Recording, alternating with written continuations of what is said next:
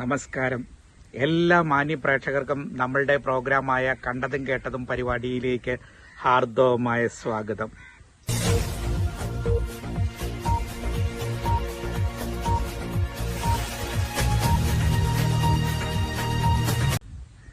ഇന്ന് കേരളത്തിന്റെ പല ഭാഗങ്ങളിലും ചില ഭാഗങ്ങളിൽ നിന്നൊക്കെ റിപ്പോർട്ട് വരുന്നുണ്ട്, മഞ്ഞപ്പിത്ത രോഗം പടരുന്നതായിട്ടുള്ള ഒരു റിപ്പോർട്ട് വരുന്നുണ്ട്.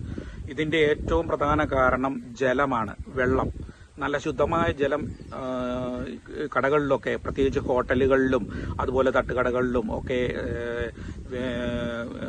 വിതരണം ചെയ്യണം. കാരണം ഈ ഹോട്ടലിൽ നിന്നൊക്കെ നമ്മളൊക്കെ, എന്നെ സംബന്ധിച്ച് ഞാൻ ട്രാവൽ ചെയ്യുന്ന ആളാണ്. അപ്പോൾ അത് യാത്ര ചെയ്യുമ്പോൾ എനിക്ക് വേറൊരു ഓപ്ഷനില്ല. ഹോട്ടലിൽ കയറി കഴിക്കുക, അല്ലെ തട്ടുകടകളിൽ കയറി കഴിക്കുക എന്നുള്ള ഒരു ഓപ്ഷൻ മാത്രമേ ഉള്ളൂ. അപ്പോൾ ഞാനിങ്ങനെ ട്രാവൽ ചെയ്യുന്ന അവസരങ്ങളിൽ ഇതുപോലെയുള്ള തട്ടുകടകളിലും ഹോട്ടലിലും ഒക്കെ പോയി കഴിക്കാറുണ്ട്. അപ്പോൾ കഴിക്കുമ്പോൾ നമ്മൾ അവിടുത്തെ വെള്ളം വിശ്വസിച്ച് കുടിക്കുകയാണ്. കാരണം എന്താണെന്ന് വെച്ചാൽ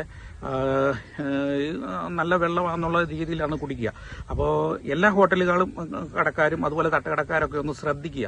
അതായത് കുടിക്കാൻ കൊടുക്കുന്ന വെള്ളം തിളപ്പിച്ച വെള്ളം തന്നെ കൊടുക്കാനായിട്ട് ശ്രദ്ധിക്കുക. ഇനി അവർ ഹോട്ടലുകാർ തരുന്നില്ലെങ്കിലും നമുക്ക് കഴിക്കാൻ ചെല്ലുന്ന ആൾ ചോദിച്ചു വാങ്ങുക. അതായത് എനിക്ക് ചൂടുവെള്ളം വേണം എന്ന് പറഞ്ഞു ചോദിച്ചു വാങ്ങുക. കാരണം ഇപ്പോഴത്തെ ഒരു സാഹചര്യത്തിൽ ചൂടുവെള്ളം കുടിക്കുന്നതായിരിക്കും നല്ലത്. കാരണം ചൂടുവെള്ളം ആകുമ്പോൾ തന്നെ അണുക്കളൊക്കെ നശിച്ചു പോകാനുള്ള സാധ്യതയുണ്ട്. അപ്പം നമുക്ക് അസുഖങ്ങളൊക്കെ പടരാൻ ചാൻസ് കുറവാണ്. അതുകൊണ്ടാണ് ചൂടുവെള്ളം തന്നെ കഴിവതും കുടിക്കാനായിട്ടൊക്കെ ശ്രദ്ധിക്കുക. പിന്നെ ഈ പറഞ്ഞ ഹോട്ടലുകാരൊക്കെ ഈ പറഞ്ഞ ഭക്ഷണം പാകം ചെയ്യുന്നതും ഒക്കെ നല്ല ശുദ്ധജലത്തിൽ തന്നെ പാകം ചെയ്യാനായിട്ടൊക്കെ ശ്രദ്ധിക്കുക. ഒരുപാട് നല്ല ഹോട്ടലുകളുണ്ട്, എനിക്കറിയാം. ഒരുപാട് നല്ല ഹോട്ടലുകളുണ്ട്, നല്ല തട്ടുകടകളുണ്ട്, നല്ല ചായക്കടകളൊക്കെ ഉണ്ട്. അവരൊക്കെ നല്ല രീതിയിൽ പ്രവർത്തിക്കുന്നുണ്ട്. എന്നാലും ഏതാനും ചില കടക്കാർ ഇതിന് വിപരീതമായിട്ടും ചെയ്യുന്നുണ്ട്. ഇപ്പം ഞാനൊക്കെ ഹോട്ടലിൽ നടത്തി അല്ലെങ്കിൽ തട്ടുകടയൊക്കെ നടത്തി എനിക്കും എക്സ്പീരിയൻസ് ഉണ്ട്. അതുകൊണ്ടാണ് ഞാൻ ഈ പറയുന്നത്. കാരണം എന്താണെന്ന് വെച്ചാൽ ഞാനൊക്കെ എന്ന് പറഞ്ഞാൽ കിണറ്റിലെ ജലം ആശ്രയിച്ച് കടയിൽ കൊണ്ടുവന്നിട്ട് കൊടുത്തിട്ടിരുന്ന ആളാണ്. അപ്പോൾ അതിലിടയ്ക്ക് ക്ലോറിൻ ഇങ്ങനെ ഇതൊക്കെ നടത്തിക്കൊണ്ട് ശുദ്ധീകരിച്ച് നമ്മൾ കൊടുക്കുന്നതുകൊണ്ട് നമുക്ക് ധൈര്യമായിട്ട് കൊടുക്കാം. അപ്പോൾ അതുപോലെ ഈ പല ഹോട്ടലിലും അതിനുള്ള സോഴ്സൊക്കെ ഉണ്ട്. ഈ പറഞ്ഞ കിണറിനെയൊക്കെ ആശ്രയിച്ചൊക്കെ ഇരിക്കുന്ന അവിടെയൊക്കെ നല്ല ജലം തന്നെ കിട്ടും. അപ്പോൾ അല്ലാതെ ഇപ്പം ചില കടകളിലെ, ഇപ്പം പ്രത്യേകിച്ച് തട്ടുകടകളിലൊക്കെ, ചില ഹോട്ടലിലൊക്കെ ഈ പറഞ്ഞ ജലം ഈ ഈ പറഞ്ഞ ലോറിയെ കൊണ്ടുവന്നിട്ട് ഹോട്ടലിലേക്കും അതുപോലെ തന്നെ കടകളിലേക്കൊക്കെ ഇറക്കുന്ന രീതിയുണ്ട്. ഓരോ ദിവസവും കൊണ്ടുവന്ന് ഇങ്ങനെ വെള്ളം കൊണ്ടുവന്ന് ഇറക്കുന്ന രീതിയുണ്ട്. അതായത് ഈ പറഞ്ഞ അവിടെ ഇപ്പം ടൗണിലൊക്കെ ചില ഏരിയകളിലൊക്കെ വെള്ളം കിട്ടാൻ ബുദ്ധിമുട്ടുണ്ട്. അവരൊക്കെ ഈ പറഞ്ഞ മാർഗ്ഗവേ ഉപയോഗിക്കുള്ളൂ. അപ്പോൾ അങ്ങനെ വരുന്ന അവസരങ്ങളിൽ അവിടെ ഈ കഴിക്കാൻ ചെല്ലുന്ന ആളാണെങ്കിലും ചൂടുവെള്ളം ചോദിച്ചു കുടിക്കാനായിട്ട് നോക്കുക. അതുപോലെ ഈ പറഞ്ഞ കടക്കാരും ശ്രദ്ധിക്കുക, ചൂടുവെള്ളം കൊടുക്കാനായിട്ട് ശ്രദ്ധിക്കുക. ജലത്തിലൂടെയാണ് കൂടുതലും, വെള്ളം കുടിക്കുന്നതിലൂടെയാണ് കൂടുതലായിട്ട് ഇപ്പം ഈ പറഞ്ഞ മഞ്ഞപ്പിത്തം പകരാനായിട്ടുള്ള ചാൻസ് കൂടുതലായിട്ട് കണ്ടുവരുന്നത്. പറ്റിയാൽ നാം ട്രാവൽ ചെയ്യുന്ന അവസരത്തിൽ ഈ പറഞ്ഞ ഈ കരിക്കും വെള്ളം, ഇപ്പം ട്രാവൽ ചെയ്യുന്നവരെ സംബന്ധിച്ച് കരിക്കും വെള്ളം നമുക്ക് കുടിക്കാം. കാരണം എന്ന് വെച്ചാൽ കുറച്ച് ധൈര്യമായിട്ട് കുടിക്കാൻ പറ്റും. അതുപോലെ വീടുകളിലൊക്കെ ആണെങ്കിൽ ഇപ്പം നമ്മൾ കരിങ്ങാലി വെള്ളം അതൊക്കെ എന്ന് പറഞ്ഞാൽ തിളപ്പിച്ച് ഉണ്ടാക്കുന്നതല്ലേ. അതുപോലെ തന്നെ അല്ലെങ്കിൽ തിളപ്പിച്ചാറിയ വെള്ളം, ഈ പറഞ്ഞ കഞ്ഞി വെള്ളം, ഇതൊക്കെ കുടിക്കുന്നത് നല്ലതാണ്. ഇപ്പോൾ ചൂട് കാലത്തൊക്കെ ആണെങ്കിലും അതൊക്കെ കുടിക്കുന്നത് നല്ലതാണ്. കാരണം ശരീരത്തിനും നല്ലതാണ്, ഒരു ദോഷവും ഉണ്ടാകില്ല. അപ്പോൾ അങ്ങനെയുള്ള കാര്യങ്ങളൊക്കെ ഒന്ന് ശ്രദ്ധിക്കുക. പിന്നെ ഞാൻ മുമ്പ് സൂചിപ്പിച്ച പോലെ അത് തന്നെ ഞാൻ ഒന്നുകൂടെ എടുത്ത് പറയാൻ ഉദ്ദേശിക്കുന്നത്, ഈ പറഞ്ഞ ഈ ചില ഹോട്ടലുകളിൽ എന്ന് വെച്ചാൽ വളരെ വിരലെ എണ്ണാവുന്ന ഹോട്ടലുകളൊക്കെ ഉള്ളൂ. ശുദ്ധജലം ഇപ്പം അവർ ശുദ്ധജലം ആണെന്നുള്ള രീതിയിലായിരിക്കും ഇറക്കുന്നത്.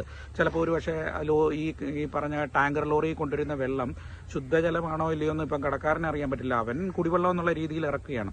അപ്പോൾ അധികാരികളാണ് ശ്രദ്ധിക്കേണ്ടത്. ഇത് എവിടുന്ന് കൊണ്ടുവരുന്ന വെള്ളമാണ്, പുഴയിലെ വെള്ളമാണോ അതോ കിണറ്റിലെ വെള്ളമാണോ, ഇതിൻ്റെ മാലിന്യം ഉണ്ടോ എന്നൊക്കെ ഒന്ന് അന്വേഷിക്കുക. അതായത് ശുദ്ധജലമാണോ അല്ലയോ എന്നൊക്കെയുള്ള കാര്യങ്ങളൊക്കെ അന്വേഷിക്കേണ്ടത് ഈ ഫുഡ് ആൻഡ് സേഫ്റ്റിയുടെ ഉദ്യോഗസ്ഥരും അതുപോലെ തന്നെ ഈ പറഞ്ഞ ആരോഗ്യവകുപ്പിലെ ഉദ്യോഗസ്ഥരും ഈ പറഞ്ഞ പഞ്ചായത്തുകാരും മുനിസിപ്പാലിറ്റിയും തങ്ങളുടെ കീഴിൽ വരുന്ന പ്രദേശത്തെ ഹോട്ടലിലൊക്കെയുള്ള ഒരു പരിശോധനയൊക്കെ ഒന്ന് കർശനമാക്കുക. പക്ഷേ അതിൻ്റെ പേരിൽ ഞാൻ എടുത്തു പറയുന്നത്, ഒരു പാവപ്പെട്ട ഒരു തട്ടുകടക്കാരനെയോ ഒരു പാവപ്പെട്ട ഒരു ഹോട്ടലുകാരനെയോ ഒരു ചായപ്പിടിക്കാരനെയോ ഉപദ്രവിക്കരുത്. കാരണം അന്നമാണ്, ജീവിതമാർഗമാണ്. അത് തടസ്സമാക്കിക്കൊണ്ട് ഒരു കാരണവശാലും ചെയ്യരുത്.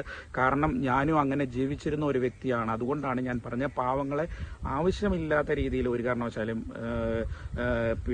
പീഡിപ്പിക്കാൻ പാടില്ല. കാരണം അവർക്ക് നിർദ്ദേശങ്ങൾ കൊടുക്കാം. ഇപ്പം നമ്മളോട് വന്ന് പറയാം, നിങ്ങൾ നല്ല ചൂടുവെള്ളം തന്നെ കൊടുക്കണം, കടയിൽ കുടിക്കാൻ കൊടുക്കണം, അല്ലെങ്കിൽ നല്ല ഫുഡ് കൊടുക്കണം, ഞങ്ങൾ ചെക്കിങ്ങിന് വരുന്നുണ്ട്, ഐസ് നല്ലത് ഉപയോഗിക്കണം, അല്ലാതെ ഇത് സാധാ ഐസ് ഇട്ടൊന്നും കൊടുക്കാൻ പാടില്ല, ജ്യൂസിലും അതുപോലെ സർബത്തിലും അങ്ങനെയുള്ള കാര്യങ്ങളൊക്കെ നല്ല ഐസ് തന്നെ ഇട്ട് ഉപയോഗിക്കണം എന്നൊക്കെ നിങ്ങൾക്ക് നിർദ്ദേശങ്ങൾ കൊടുക്കാം.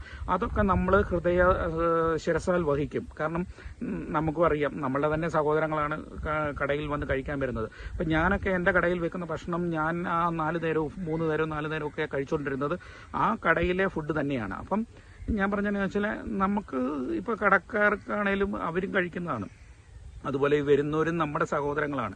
അപ്പോൾ ഇനി അഥവാ എന്തെങ്കിലും ഉണ്ടെങ്കിൽ നിങ്ങളെപ്പോലെയുള്ള ഉദ്യോഗസ്ഥർ വന്നിട്ട് അവരെ ബോധവൽക്കരിക്കുകയാണ് ചെയ്യേണ്ടത്. അപ്പോൾ തീർച്ചയായും അവർ നല്ല മാർഗ്ഗങ്ങൾ സ്വീകരിക്കും.